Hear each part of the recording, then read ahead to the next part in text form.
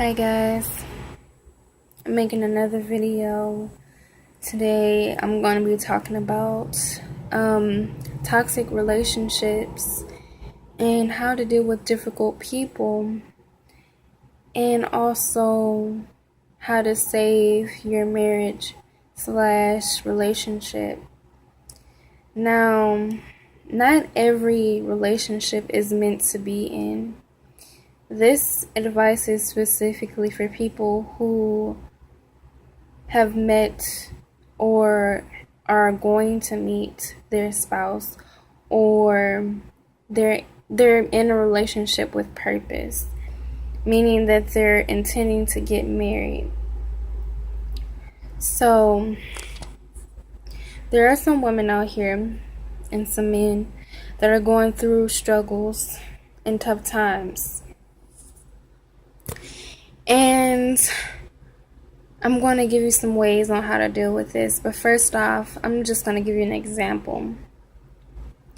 Let's say you're with a guy who asks you often, do you cheat on me?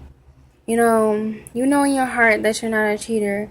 You believe in God. God is your love, the love of your life. You have no business to cheat.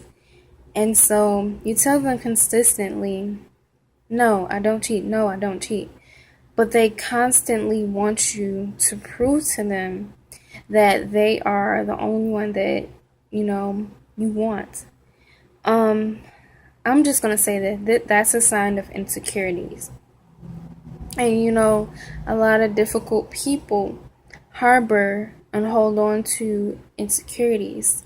Another example I want to say is when your loved one is cursing out your children. Let's say it's something small, like the child has spilt some juice or something, and your significant other is saying, pick up that juice, and you can clearly see your child picking up the juice, but they're yelling at them anyway, and they're just getting mad and all emotional and stuff.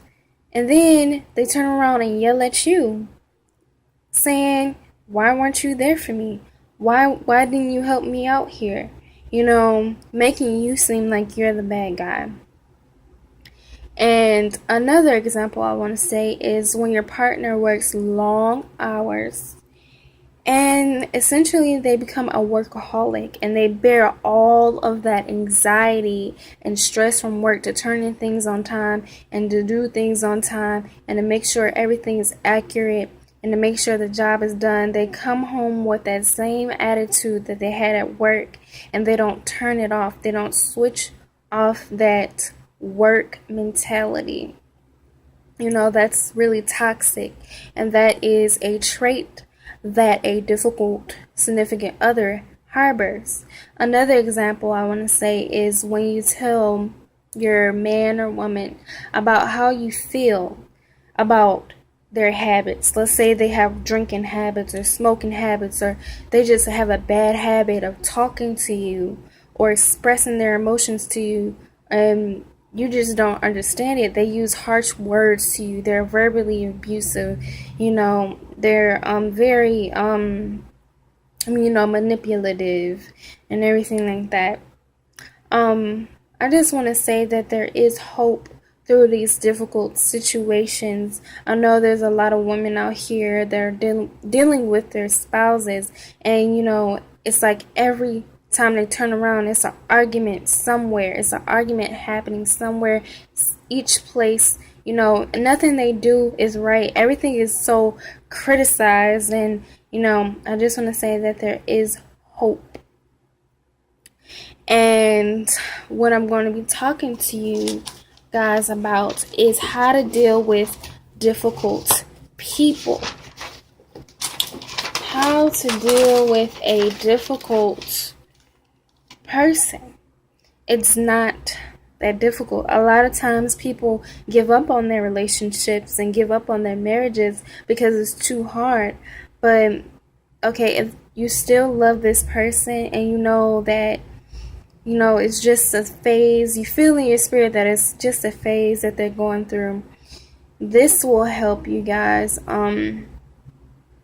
I just want to say, dealing with difficult people, they don't want to listen to what you have to say. Okay, first and foremost, they want to be right 100% of the time. And in order to break that, you have to become a listener. A form of communication, people talk about communication needs to be in a relationship for it to flourish and everything. But they don't talk about listening. You have to listen to your significant other. You have to listen to your spouse. You have to listen to your husband. You have to listen to your wife. I don't care who you are. You have to listen, because listening is a form of healing. If you are listening to your spouse, when they come home from work and they're telling you about their day, and you're listening to them about how they feel, and you're listening to them about what they're interested in, they're going to look at you and they're going to see that you're bearing fruit, that you're bearing a particular type of fruit, and they're going to take that as a form of healing. And they're going to appreciate you more, and they're going to see that you actually care about what they have to say. Another thing I like to say is, let's say your partner comes home and they're arguing with you. Don't give in to the arguments. I know a lot of people say, well, if you don't argue, that means you don't care. Bull. That is bull. Don't listen to that, because love is not arguing. Love is it's definitely not arguing, because that's toxic, okay? During those moments, you want to be loving. You want to be the opposite. Be the complete opposite. Be humble. Be meek. Be nice. Smile, laugh and joke, and, just smile and keep pushing. Don't let your significant other know that you're hurt by their words. Don't let them know that the words that they're saying are affecting you. Because once they see that, they're going to get convicted, and they're going to say, well, my spouse hasn't done anything wrong. Maybe there's something wrong with me, and then they're going to want to change. So another thing I would like to say is, never go to your spouse about how you feel emotionally.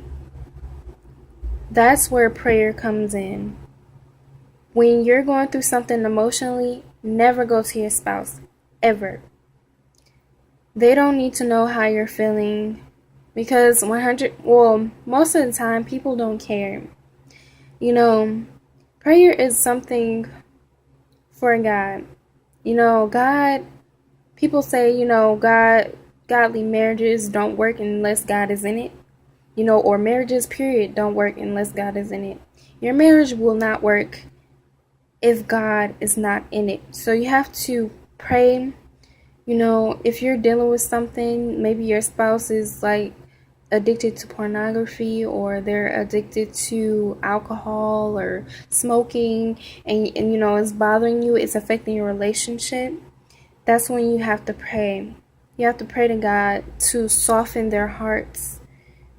You have to pray to God to soften their heart to your desires and your wants and needs, and not selfish desires, but just desires to get through life, simple desires, to make things more harmonious and easy living for both of you guys. I realized that using these methods help a lot to reduce arguments. When you don't give in to an argumentative conversation, you're actually helping your relationship grow, and you're helping that other person to love you and cherish you more. Just by listening, by praying, and by smiling, and by being humble, you're helping your relationship grow and flourish, and they're gonna love you. They're going to see something in you that they never saw before. They're going to appreciate you more. They're going to be so convicted, when they realize that you're not arguing back. They're going to say, well, what's wrong with me? Maybe I should change something up. Maybe I was wrong. And maybe you'll get an apology. Maybe they'll fess up to what they were thinking and saying. But I hope you guys were blessed by this video. Um, I just want to say God bless you guys, and don't throw in the towel. There's still hope. There's still hope, and everything is just, going by seasons. Everybody has their season and time and everything isn't peaches and cream when you're in a relationship. So here's some advice for you guys, and I love you. God bless you guys.